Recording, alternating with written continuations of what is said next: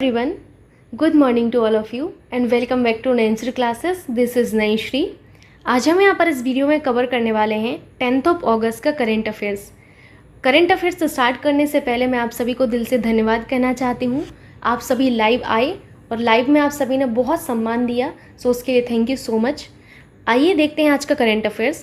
पहला क्वेश्चन आपसे है, भारतीय रिजर्व बैंक ने 8 अगस्त 2022 को निर्देशों का पालन न करने के लिए किस पर 2.33 करोड़ रुपए का जुर्माना लगाया है।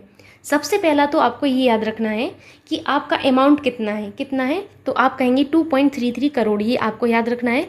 किसने लगाया है? आरबीआई ने लगाया है। किस पर लगाया है? स्पंदना स्फूर्ति फाइनेंशियल लिमिटेड पर इन्होंने जुर्माना लगाया है। अब आपको कुछ पॉइंट्स याद रखने हैं। सबसे पहला पॉइंट आपको ये याद रखना है कि आपका भारतीय रिजर्व बैंक जो है, आपकी भारतीय रिजर्व बैंक की जो अधिनियम है 1934, इनके प्रावधानों के तहत आरबीआई में जो निहित शक्तियाँ हैं इनका प्रयोग करते हुए ये जुर्माना लगाते हैं। तो आपको यही याद रखना है। मैं यहाँ पर लिख देती हूँ आरबीआई अधिनियम। आरबीआई यानी कि भारतीय रिजर्व बैंक। आरबीआई अधिनियम 1934 के प्रावधानों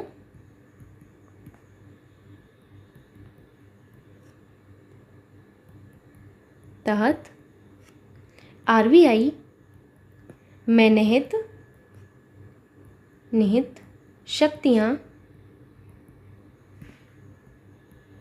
शक्तियों का प्रयोग करते हुए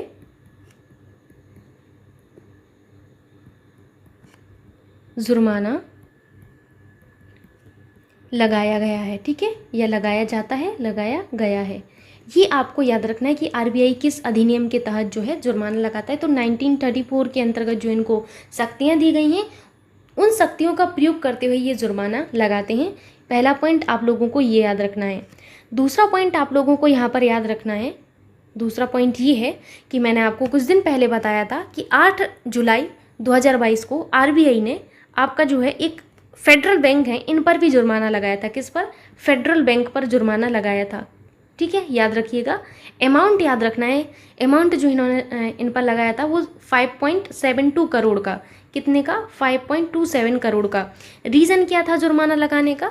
तो जुर्माना लगाने का रीज़न ये था कि नियामक अनुपालन में कमियों के लिए। किसके लिए? जो नियामक अनुपालन जो होते हैं उनमें कमियों की वजह से फेडरल बैंक जो है इन पर जुर्माना लगाया गया था। याद रखिएगा आप लोग। अगर हम बात करें आरबीआई की तो नेक्स्ट पॉइंट में हम आरबीआई के बारे में देखने वाले हैं। सो यहाँ पर मैं लिख देती हूँ क्योंकि यहीं पर अब स्पेस बचा हुआ है। तो अगला पॉइंट आपका क्या होगा? आरबीआई के बारे में। आपको सबसे पहले याद रखना है कि आरबीआई की स्थापना कब हुई थी। तो आप लिखेंगे स्थापना। कब हुई थी आरबीआई की स्थापना? 1 अप्रैल, अभी मैंने आपको कुछ ही दिन पहले बताया है, 1 अप्रैल 1935 में इनकी स्थापना की गई थी। कहाँ पर? कोलकाता में की गई थी। ठीक है, कोलकाता। अगर हम बात करें इनके हेडक्वार्टर की तो इनका हेडक्वार्टर कहाँ पर है? इनका हेडक्वार्टर है मुंबई, एम यानी कि मुंबई। आरबीआई के 25वें, कौन से? 25वें, ये नंबर याद रखना है, 25वें गवर्नर।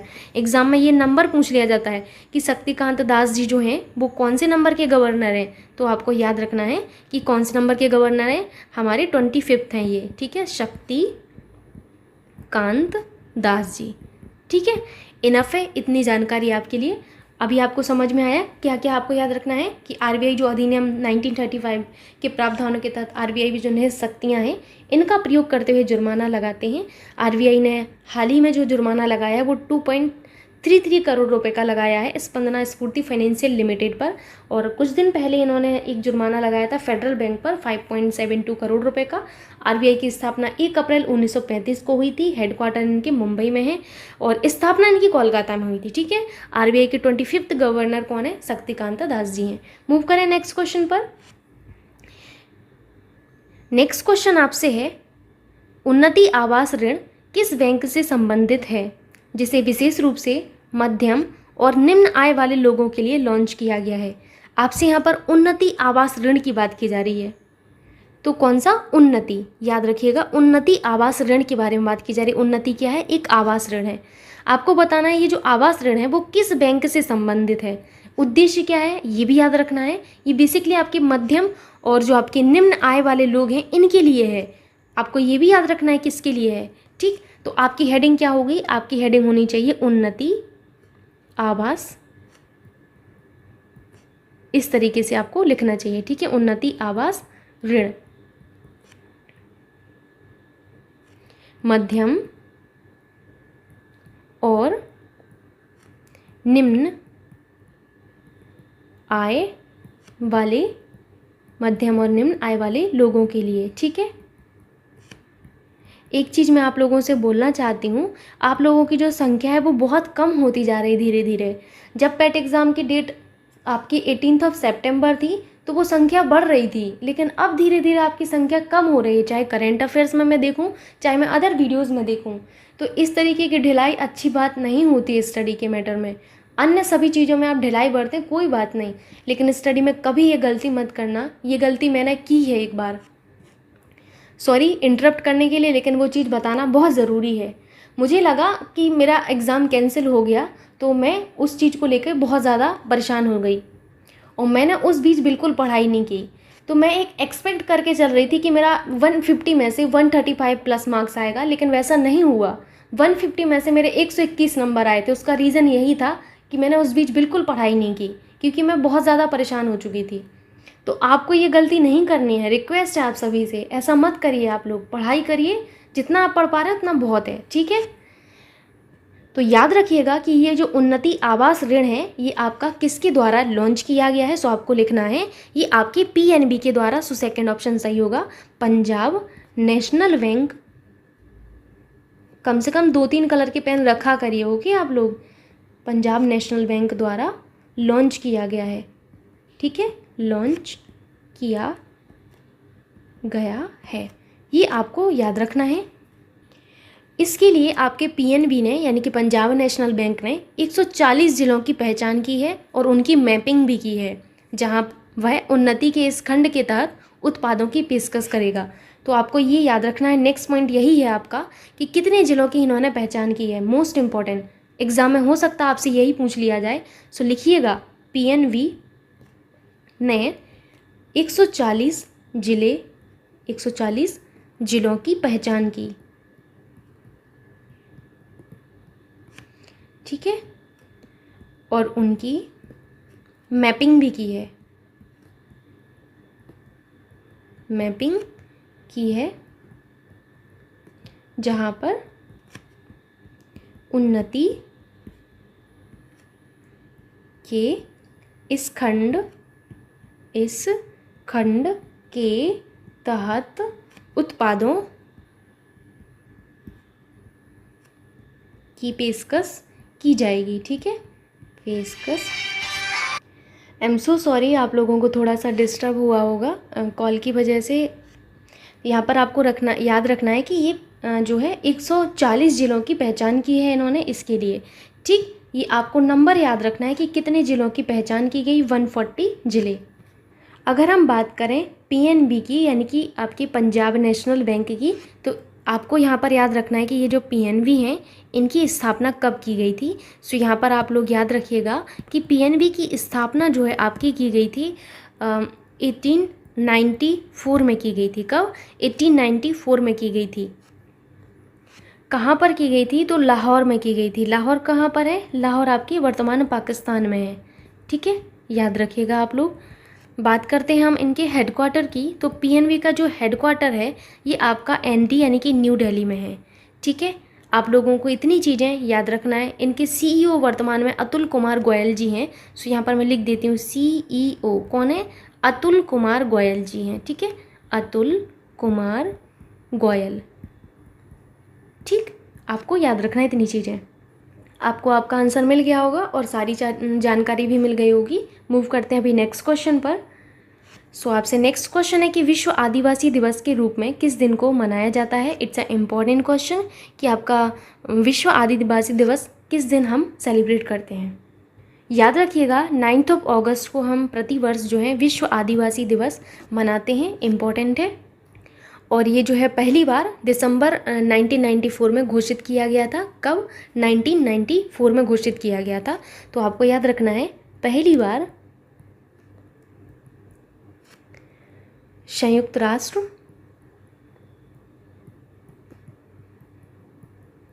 महासभा द्वारा दिसंबर 1994 में घोषित हुआ था। ठीक है, घोषित हुआ था या फिर घोषित किया गया था, आपको इतना याद रखना है। अगर हम अगस्त में बात करें, कुछ दिवस यहाँ पर मैं आपको बताती हूँ, तो थोड़ा बहुत आप लोग याद रख लीजिएगा, लिख लीजिएगा दिवस में। ठीक है, अगर हम बात करें 1 अगस्त की, तो 1 अगस्त को आपका राष्ट्रीय पर्वतारोहण दिवस मनाया जाता है। कौन सा? राष्ट्रीय पर्वतारोहण। ठीक है, राष्ट्रीय की बात कर रही हूँ कि राष्ट्रीय पर्वतारोहण दिवस। ठीक है, लिख लीजिएगा जहाँ पर आपने दिवस लिखे हुए हैं, इम्पॉर्टेंट है। उसके बाद हम बात करते हैं 6 अगस्त। ये तो सभी को पता होगा, छोटा बच्चा भी जानता होगा कि 6 अगस्त को क्या हुआ था। तो 6 अगस्त को हुआ था आपका हिरोशिमा नागासाकी वाला इंसिडेंट। तो हिरोशिमा दिवस आपका जो है 6 अगस्त को सेलिब्रेट किया जाता है दिवस। अगर हम बात करें 9 अगस्त को, तो 9 अगस्त को आपने देख लिया है कि विश्व आदिवासी दिवस आपका मनाया जाता है। एंड आपको एक चीज़ और याद रखना है कि 9 अगस्त को ही हम लोग क्या सेलिब्रेट करते हैं, इस दिन हम नागासाकी दिवस मनाते हैं। 6 अगस्त को हम हिरोशिमा दिवस मनाते हैं, 9 अगस्त को हम नागासाकी दिवस मनाते हैं। इम्पोर्टेंट है, याद रखना है आप सभी को, भूलना नहीं है इसको। अगर हम बात करें आपके 12 अगस्त की, तो 12 अगस्त में आप लोगों को याद रखना है, एक तो विश्व हाथी दिवस मनाया जाता है, विश्व हाथी दिवस। ठीक है, वर्ल्ड एलिफेंट डे। एंड एक और दिवस मनाया जाता है जो कि आप सभी को पता होगा, अंतर्राष्ट्रीय युवा दिवस। तो लिख लीजिएगा अंतर्राष्ट्रीय युवा दिवस। ठीक, अगर हम थोड़ा सा और आगे बढ़ें, तो यहाँ पर आपको 1-2 दिन और याद रखने हैं। 29 अगस्त, वेरी वेरी इंपॉर्टेंट, आपको महत्वपूर्ण दिवस ही याद रखना है, अननेसेसरीली कुछ याद नहीं रखना है। ठीक है, 29 अगस्त को हम राष्ट्रीय खेल दिवस मनाते हैं। क्या मनाते हैं? राष्ट्रीय खेल दिवस मनाते हैं। अगर हम बात करें 30 अगस्त की, तो 30 अगस्त को हम मनाते हैं लघु उद्योग दिवस। क्या? लघु उद्योग दिवस। लिख लीजिएगा एक जगह, आपको आसानी होगी पढ़ने में। अगर हम बात करें 31 अगस्त को हम क्या मनाते हैं, 31 अगस्त को मनाते हैं आपका स्वतंत्रता दिवस। ठीक है, मलेशिया राष्ट्र के दिवस। तो आपका ये 31 वाला इतना इम्पोर्टेंट नहीं है, आपको इतना याद रखना है। 1 अगस्त को राष्ट्रीय पर्वतारोहण दिवस, 6 अगस्त को हिरोशिमा दिवस, आपका 9 अगस्त को आपका विश्व आदिवासी दिवस, और 9 अगस्त को ही हम नागासाकी डे मनाते हैं। 12 अगस्त को विश्व हाथी दिवस और अंतर्राष्ट्रीय युवा दिवस, और 29 अगस्त को राष्ट्रीय खेल दिवस, 30 अगस्त को हम मनाते हैं लघु उद्योग दिवस। ये इतना ही आपके लिए महत्वपूर्ण है। मूव करते हैं नेक्स्ट क्वेश्चन पर। होप करती हूँ कि आपको समझ में आ रहा होगा आसान से आसान भाषा में। नेक्स्ट आपका क्वेश्चन होगा, बर्मिंघम 2022 राष्ट्रमंडल खेल 8 अगस्त 2022 को संपन्न हुए। पदक तालिका में प्यारे भारत का स्थान कौन सा रहा है? तो कल मैंने वीडियो बनाया था इस पर, अगर आप लोगों ने देखा होगा तो आप आंसर कर पाएंगे। अगर नहीं देखा है तो रिक्वेस्ट है कि आप वो कॉमनवेल्थ वाला गेम जो आप मैंने वीडियो बनाया है उसको ज़रूर देख लीजिएगा प्लेलिस्ट में जाके। ठीक, महत्वपूर्ण वीडियो है एग्ज़ाम के लिए। तो भारत का जो स्थान रहा है वो चौथा रहा है। अगर आपका भारत चौथे स्थान पर है तो फर्स्ट पर कौन है? फर्स्ट पर आप लोगों को याद रखना है ऑस्ट्रेलिया। ठीक, ऑस्ट्रेलिया। ठीक है, सेकंड पर कौन है? तो सेकंड पर है आपके इंग्लैंड। थर्ड पर कौन है? थर्ड पर है आपके जो है कनाडा। कौन है? कनाडा। फोर्थ पर कौन है? फोर्थ पर है आपके प्यारे इंडिया। एंड फिफ्थ पर है आपके न्यूजीलैंड। तो आपको इतना याद रखना है, फर्स्ट पर है ऑस्ट्रेलिया, सेकंड पर है इंग्लैंड, थर्ड पर है कनाडा, फोर्थ पर है इंडिया, फिफ्थ पर है हमारा न्यूजीलैंड। मैंने आपको ये भी बताया हुआ था वहाँ पर कि प्यारे भारत ने 61 मेडल जीते हैं। कितने? 61 मेडल जीते हैं। इन 61 में से जो गोल्ड मेडल हैं आपके वो हैं 22, 16 क्या है आपके सिल्वर हैं। सो यहाँ पर फिर बचता है ब्रॉन्ज। ब्रॉन्ज आपके कितने हैं? 23 हैं। अपार्ट फ्रॉम दिस अगर हम 61 में वीमेंस को देखें कि कितनी वीमेंस थी, तो यहाँ पर आपको 23 याद रखना है कि 23 वीमेंस थी। आपको एक नंबर याद रखना है, ये थोड़ा सा आप देख लेना ना 23 विमेंस हैं इनमें। अगर हम गोल्ड में बात करें कि गोल्ड में विमेंस कितनी है, तो गोल्ड में विमेंस थी हमारी 8। वेरी वेरी इंपॉर्टेंट, ये सभी ऐसे फैक्ट थे जो मैंने कवर कराए हैं वहाँ पर। अपार्ट फ्रॉम दिस अगर देखा जाए कि आपके ये जो राष्ट्रमंडल खेल थे उसमें सबसे ज़्यादा मेडल इन 61 मेडल में हम देख रहे हैं, चाहे वो गोल्ड हो, चाहे वो सिल्वर हो, चाहे ब्रॉन्ज हो, तो किस के अंतर्गत मिले हैं। सो मैंने बताया था कुश्ती यानी कि रेसलिंग में सबसे ज़्यादा जो मेडल मिले हैं हमें, हमारे प्यारे भारत को, वो कुश्ती में मिले हैं। कितने मिले हैं? 12 मेडल मिले हैं। अगर हम बात करें कि दूसरे नंबर पर किसको मिले हैं, तो सेकंड नंबर पर याद रखिएगा वेट लिफ्टिंग को मिले हैं। किसको? वेट लिफ्टिंग को मिले हैं। कितने मिले हैं? 10 मेडल मिले हैं। सो इतना आप लोगों को याद रखना है। और इन 12 मेडल में मैंने बताया था कि कुश्ती में 12 मेडल तो मिले हैं। गोल्ड कितने हैं कुश्ती में? गोल्ड है आपके 6। आपने कहा और आपका सिल्वर कितना है? तो सिल्वर आपका 1 है। ब्रॉन्ज कितना है? ब्रॉन्ज आपका 5 है। एक बार मैं इसको आपको रिवाइज करा देती हूँ, मुझे ऐसा लग रहा है कि बहुत ज़्यादा आपको प्रॉब्लम हो रही होगी। सबसे पहले याद रखिएगा आप लोग कि प्यारे भारत का स्थान कौन सा है। तो आपने कहा कि हमारे प्यारा भारत 4th पर है। फर्स्ट पर ऑस्ट्रेलिया है, सेकंड पर इंग्लैंड है, और थर्ड पर हमारा कनाडा है, एंड 4th पर हमारा प्यारा भारत है, 5th पर हमारा क्या है? न्यूजीलैंड है। प्यारे भारत को अब ज़्यादा दिन नहीं लगेंगे यहाँ तक आने में, जल्दी ही यहाँ पर आएगा। प्यारे भारत ने कुल जो पदक जीते हैं, कुल पदक याद रखना है आपको, कुल पदक जो जीते हैं वो हमारे कितने हैं? 61 पदक हैं। इन 61 में गोल्ड कितने हैं? सभी वही महत्वपूर्ण चीज़ें बता रही हैं जो एग्जाम में पूछी जाती हैं। तो गोल्ड जो है आपके 22 हैं, सिल्वर 16 है, ब्रॉन्ज 23 हैं। अगर हम इन 61 में देखा जाए कि विमेंस कितनी है, कितनी विमेंस ने हमारे मेडल जीते हैं, तो 23। ये बहुत बड़ी बात होती है। अब अगर हम बात करें कि जो 22 गोल्ड मेडल मिले हैं, इन 22 गोल्ड में विमेंस कितनी है, तो 8 विमेंस हैं जिनको गोल्ड मेडल मिला है। वेरी वेरी इंपॉर्टेंट, आप सभी के लिए महत्वपूर्ण है। अब हम देखेंगे कि प्यारे भारत को सबसे ज़्यादा मेडल किस में मिले हैं, तो कुश्ती में मिले हैं, रेसलिंग में मिले। कुश्ती में कितने मेडल मिले हैं? 12 मेडल मिले हैं। इन 12 में आपका गोल्ड भी है, सिल्वर भी है, ब्रॉन्ज भी है। तो इसमें आपके गोल्ड 6 हैं, सिल्वर आपका 1 है, ब्रॉन्ज आपके 5 हैं। अगर हम बात करें सेकंड नंबर पर कुश्ती में सबसे ज़्यादा मिले हैं, एंड दूसरे नंबर पर किस में सबसे ज़्यादा मिले हैं, तो वेट लिफ्टिंग में मिले हैं। कितने मिले हैं? 10 मिले हैं। ये आपके लिए ज़्यादा है, बहुत ज़्यादा है आपके एग्ज़ाम के लिए। और इसके अलावा इनका आयोजन जो है 28 जुलाई से आपका कब तक हुआ था? 8 अगस्त तक हुआ था। कहाँ पर हुआ था? तो इनका आयोजन बर्मिंघम में हुआ था। बर्मिंघम यानी कि इंग्लैंड में है। पूछा जा सकता है आपसे, प्लीज़ रिक्वेस्ट याद रखिएगा। कहाँ पर? अलेक्जेंडर स्टेडियम में, अलेक्जेंडर स्टेडियम में, अलेक्जेंडर स्टेडियम। ये सारी चीज़ें मैं बता चुकी हूँ, बस मैं एक आपको रिवाइज करवाना चाहती हूँ। इसके अलावा मैंने आपको बताया था कि भारत के ध्वज वाहक के रूप में किसे चुना गया है। सो भारत के ध्वज वाहक के रूप में आपका जो चुना गया था, आपकी जो पीवी सिंधु मैम थी उनको, और एक और आपके व्यक्ति थे। कौन थे? भारतीय पुरुष हॉकी टीम के कप्तान मनप्रीत सिंह जी। इन दो को आपका ध्वज वाहक के रूप में कॉमनवेल्थ गेम 2022 के लिए चुना गया था। आई थिंक इनफ है आप सभी के लिए। एंड एक चीज़ मैं बोलना चाहूँगी, ऑस्ट्रेलिया फर्स्ट नंबर पर है। सो आपको मेडल याद रखने, 178 मेडल जीते हैं इन्होंने, 175। कनाडा ने आपके जो हैं 92 मेडल जीते हैं प्यारे भारत का, आप सभी को पता है। इन्होंने 49 मेडल जीते हैं समथिंग। ठीक है, देख लीजिएगा आप लोग एक बार। आई थिंक इनफ है। मूव करते हैं अभी नेक्स्ट क्वेश्चन पर। क्वेश्चन आपसे है कि अगस्त 2022 में भारत की आज़ादी की 75 साल की यात्रा का जश्न मनाने के लिए किस कंपनी ने इंडिया की उड़ान नामक एक ऑनलाइन परियोजना शुरू की है? ठीक, ये बहुत इंपॉर्टेंट क्वेश्चन है कि भारत की आज़ादी की 75 साल की यात्रा का जश्न मनाने के लिए किस कंपनी ने इंडिया की उड़ान नामक एक ऑनलाइन परियोजना शुरू की है? सो आपको याद रखना है, गूगल ने शुरू की है। किसने? गूगल ने शुरू की है। आपका सेकंड ऑप्शन एकदम करेक्ट होगा, याद रखिएगा। अब थोड़ा सा हम लोग गूगल के बारे में भी जान लेते हैं, इंपॉर्टेंट होगा आप सभी के लिए। गूगल में सबसे पहले आपको याद रखना है कि गूगल की स्थापना जो है कब हुई थी। सो याद रखिएगा, स्थापना कब हुई थी इनकी स्थापना? इनकी स्थापना हुई थी 4 सितंबर 1998। जब हम लोग पैदा हुए होंगे उसी टाइम इनकी स्थापना हुई थी गूगल की। अगर हम बात करें इनका हेडक्वार्टर कहाँ पर है, तो इनका जो हेडक्वार्टर है गूगल का वो है कैलिफोर्निया में। कैलिफोर्निया, कैलिफोर्निया, कैलिफोर्निया कहाँ पर है? तो आप कहेंगे फटाक से कि मैम कैलिफोर्निया हमारा यूएसए में है। गुड गुड, यहाँ पर लिख लीजिएगा कहाँ पर है? संयुक्त राज्य अमेरिका। ठीक है, संयुक्त राज्य अमेरिका।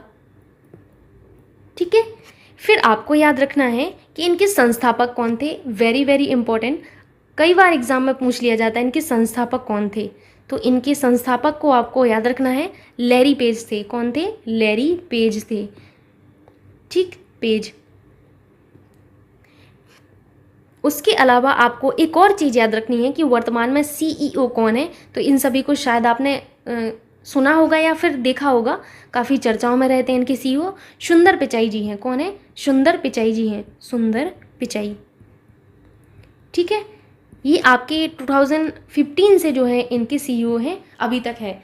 इतनी चीज़ें आप लोगों को गूगल के बारे में याद रखनी है। जो बताया गया इनकी स्थापना कब हुई थी, 4 सितंबर 1998 को। हेडक्वार्टर कैलिफोर्निया, संयुक्त राज्य अमेरिका में है। संस्थापक लैरी पेज है। सीईओ इनकी सुंदर पिचाई जी हैं। ठीक है, आप लोगों को इतनी चीज़ें याद रखना है। एंड यहाँ पर लैरी पेज के अलावा एक और व्यक्ति थे, उनको भी याद रख लीजिएगा। हो सकता है एग्जाम में दोनों व्यक्ति दे दिया जाए, तो आपको कोई कन्फ्यूज़न नहीं होना चाहिए। ठीक है, सर्गेई ब्रिन। ठीक है, सर्गेई ब्रिन। ठीक, अभी मूव करें नेक्स्ट क्वेश्चन पर। क्वेश्चन आपसे है कि अगस्त 2022 में लद्दाख के सर्वोच्च नागरिक सम्मान, इसका नाम थोड़ा सा आपको अजीब सा लगेगा बट ये यही है। ठीक है, डी पाल RNGAM दस्तान पुरस्कार से किसे सम्मानित किया गया है। वेरी वेरी इंपॉर्टेंट, इस पुरस्कार से दलाई लामा जी को सम्मानित किया गया है। किसको? दलाई लामा जी को सम्मानित किया गया है।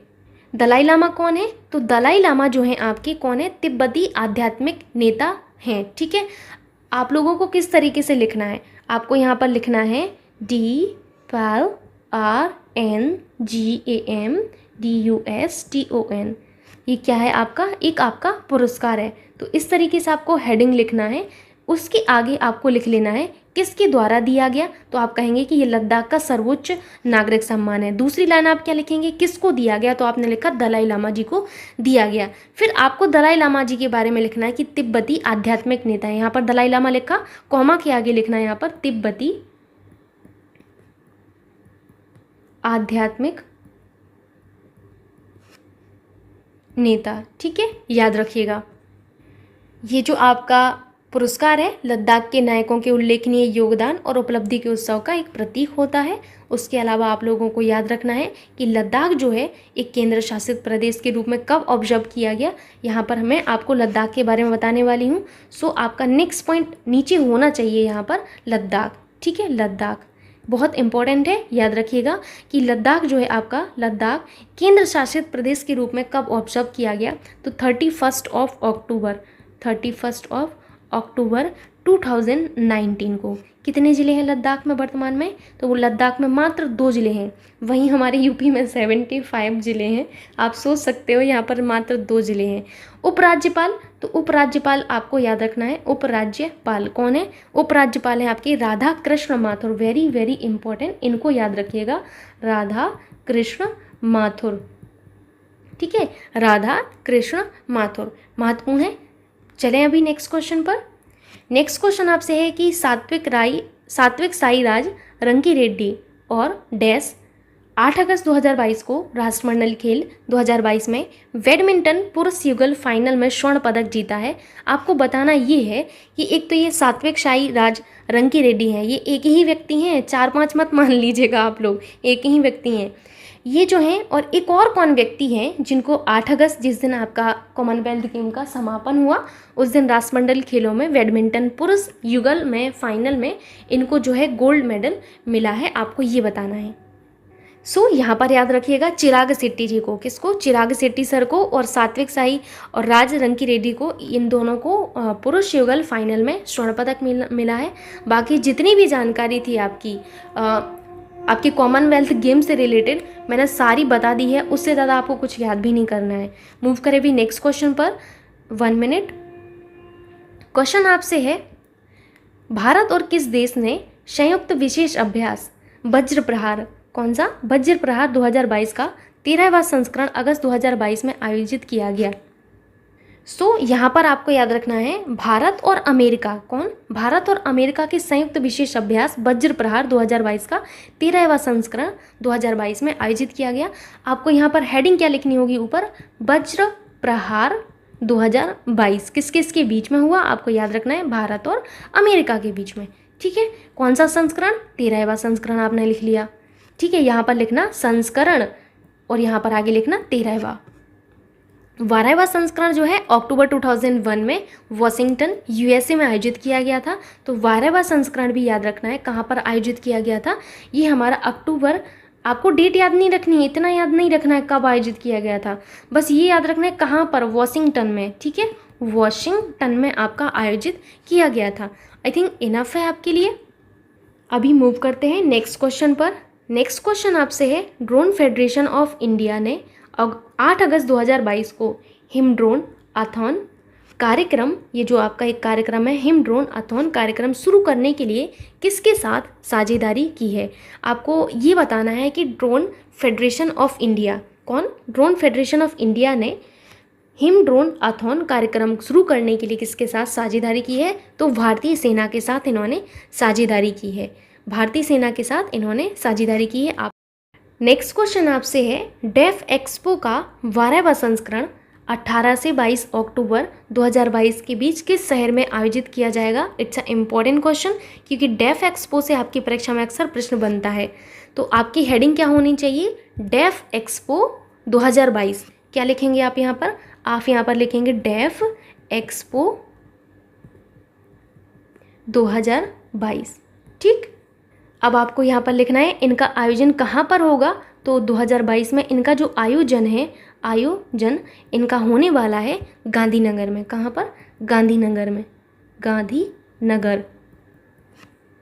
थीम क्या है डेफ एक्सपो 2022 की। तो नेक्स्ट पॉइंट में आपको यहाँ पर लिखना है थीम, कब की, 2022 की थीम आप लिख रहे हैं। तो थीम जो है इस बार की पाथ टू प्राइड। क्या है, path to pride. Very very important, इनकी थीम भी एग्जाम में पूछ ली जाती है, पाथ टू प्राइड।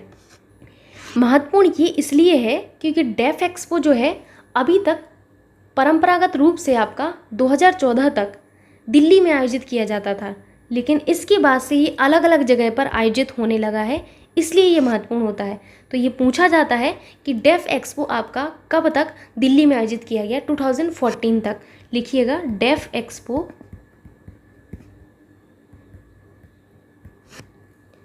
परंपरागत, परंपरागत का मतलब समझ रहे हैं ना, मतलब अभी तक वहीं तक आयोजित हो रहा था।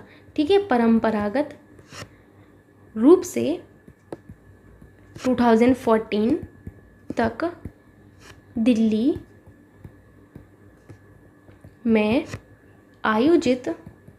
में आयोजित किया गया था। ठीक है, लेकिन इसके बाद से 2014 के बाद से ही अलग अलग जगह आयोजित किया गया। जैसे अगर हम 2016 में देखें तो ये आपका गोवा में आयोजित किया गया।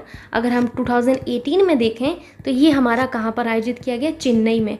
आपको नहीं याद रखना है इतना, ठीक है, आपको ये बस 2014 तक का याद रखना है। ये मैं आपको जनरल नॉलेज के लिए बता रही हूँ। अगर हम बात करें 2020 की तो ये हमारा लखनऊ में आयोजित किया गया। कहाँ पर, लखनऊ में। अब हम 2022 में अभी हैं ही, तो ये कब आयोजित किया जा रहा है, ये हमारा गांधीनगर में आयोजित किया जा रहा है। कहाँ पर, गांधीनगर में। और कब आयोजित किया जाएगा, 18 to 22 अक्टूबर के बीच में। ठीक, गांधीनगर। ठीक है, अगर हम बात करें गुजरात की तो आइए देखते हैं गुजरात के बारे में कुछ, क्योंकि गांधीनगर हमारा कहाँ पर है, गुजरात में है। सो यहाँ पर आपको सबसे पहले देखना है गुजरात के बारे में। गुजरात की जो कैपिटल है वो गांधीनगर ही है। सो आपको राजधानी याद रखनी है, गुजरात की राजधानी क्या है, गांधीनगर है, जहाँ पर हमारा डेफ एक्सपो का 12वां संस्करण आयोजित किया जाएगा। अगर हम बात करें इनके गठन की तो 1960 में हुआ था। ये आपके लिए महत्वपूर्ण नहीं है, आपको राज्यपाल याद रखना है, यानी कि गवर्नर। सो गवर्नर में आप लोग लिख लीजिएगा आचार्य देवव्रत, आचार्य देवव्रत। अगर हम बात करें इनके सीएम सर की तो इनके जो सीएम है भूपेंद्र भाई पटेल जी हैं। कौन है, भूपेंद्र भाई पटेल जी हैं, भूपेंद्र भाई पटेल। तो ये हुआ आपके लिए आज का करंट अफेयर्स। एंड उम्मीद करती हूँ कि आपको आज का करंट अफेयर्स अच्छा लगेगा। और अगर आपको करंट अफेयर्स अच्छा लगता है तो प्लीज़ आप वीडियो ज़्यादा से ज़्यादा शेयर कर दिया करिए। बाकी आप अपनी पढ़ाई पर ध्यान दीजिए। Thank you so much.